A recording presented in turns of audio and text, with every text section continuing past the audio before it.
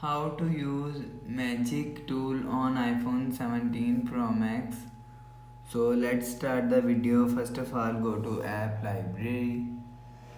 Now here click on search app library and search photos app. You will see second option is photos app.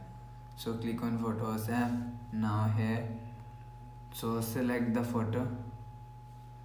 After select the photo, click on this edit icon.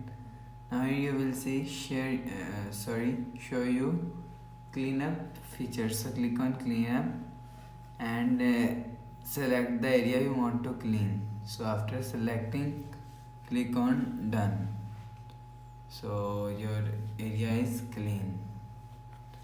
So after the process, go back to home screen and refresh phone. So that's how you can use magic tool on iPhone 17 Pro Max. If you like the video, please subscribe. Thanks for watching.